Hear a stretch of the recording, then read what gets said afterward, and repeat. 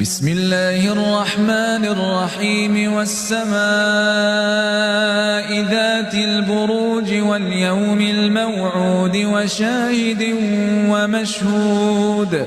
قتل أصحاب الأخدود النار ذات الوقود إذ هم عليها قعود وهم على ما يفعلون بالمؤمنين شهود وما نقموا منهم إلا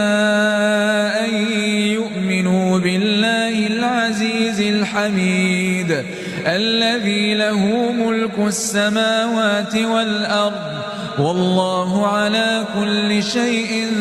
شهيد